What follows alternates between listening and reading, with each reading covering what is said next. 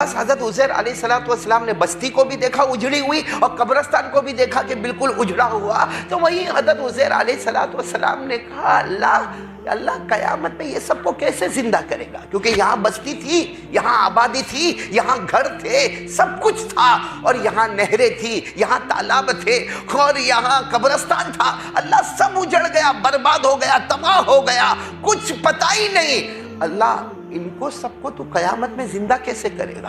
اچھا، زندہ کرنے کے بعد پھر اللہ کسی کو آنکھ دینے کا، سب کو ناک دینے کا، کان دینے کا، ہاتھ دینے کا، پاؤں دینے کا، پھر حساب کتاب لینے کا، اللہ یہ سب کیسے ہوگا؟ یہ کون کہہ رہے؟ حضرت نبی ہے، نبی، اللہ کے نبی، لیکن ایک یقین کے واسطے اللہ یہ سب کیسے ہوگا؟ میرے پیارو، اللہ تبارک و تعالیٰ نے کہا سو جاؤ، سواری کو رکھو اپنے پاس اور کیا کرو؟ سو جاؤ۔ سو گئے۔ اللہ تبارک و تعالیٰ نے ان کو 100 سال کے لیے سلا دیا۔ کتنے سال کے لیے اللہ نے سلا دیا؟ 100 سال۔ اچھا، 100 سال کے بعد جب یہ زندہ ہوئے، زندہ ہی کہو، زندہ ہوئے 100 سال کے بعد، تو آپ کو معلوم ہے جب آدمی بہت لمبی نیند سو جاتا نا، اس کے بعد اٹھے گا نا تو تھوڑا سا ایسا پریشان ہوگا کہ میں کہاں ہوں۔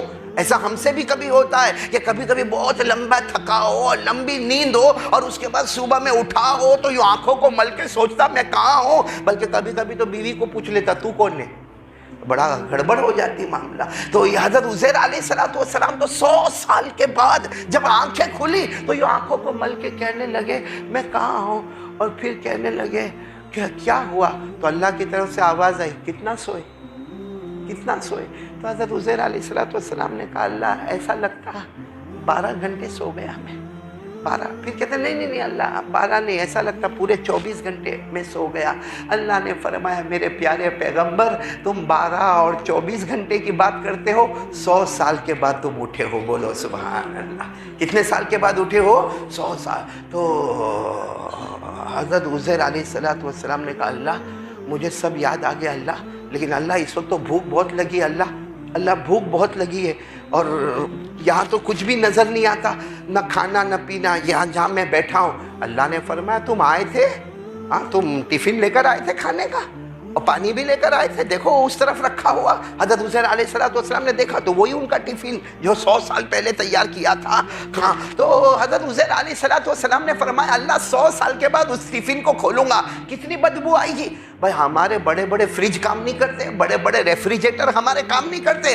اللہ نے فرمایا جاؤ کھانا کھاؤ، جس خدا نے تمہیں سلامت رکھا اس نے تمہارے کھانے اور پانی کو بھی سلامت رکھا ہے۔ حضرت عزیر گئے تو واقعتاً گرم گرم کھانا اور ٹھنڈا ٹھنڈا پانی، خیر پیٹ بھر گیا، کھانا کھائے، پانی پیے۔ اب کیا یاد آیا؟ اللہ وہ میرا گدھا کہاں ہے جس پر میں بیٹھ کے آیا تھا، اللہ وہ گدھا کہاں ہے؟ تو اللہ تبارک و تعالیٰ فرماتے جاؤ وہ دوسری اسٹریٹ میں، دوسری گلی میں جاؤ۔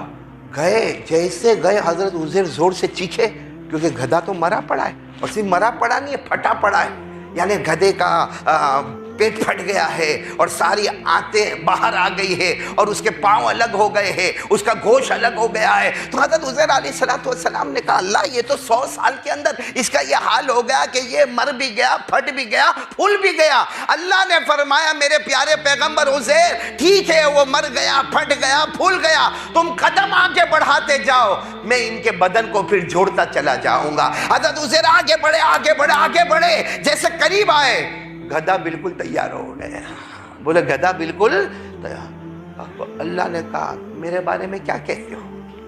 اللہ پوچھ رہے میرے بارے میں کیا کہتے ہو؟ کہ 100 سال تمہارا سونا، بولو سبحان اللہ، اور اس کے بعد میں کھانے کا خراب نہ ہونا، بولو سبحان اللہ، پانی کا خراب نہ ہونا، بولو سبحان اللہ، اور مرا ہوا، پھٹا ہوا اور پھولا ہوا گدھا واپس زندہ ہو گیا، اب تم میرے بارے میں کیا کہتے؟ حضرت عزیر علیہ السلام نے جو کہا وہ ہم بھی کہیں گے۔ حضرت عزیر علیہ السلام سجدے میں گئے، بہت روئے، کہا اللہ مجھے سوال کا جواب مل گیا، جو 100 سال سلا کے اٹھا سکتے ہیں، جو کھانے کو بگڑنے نہیں دے سکتے، جو پانی کو بگڑنے نہیں دے سکتے، جو مرے ہوئے پھٹے ہوئے گدھے کو زندہ کر سکتے، وہ اللہ بے شک اتنی طاقت والا ہے، وہ سب کو زندہ کرے گا۔ سجدے میں گئے اور کہا اللہ میں سمجھ گیا ہر چیز پر قدرت رکھنے والا اللہ تو ہی ہے، بولو کون ہے؟ یہ واقعہ قرآن میں ہے، یعنی یہ حضرت عزیر والا واقعہ کس میں ہے؟ اب تو میں खाली आयत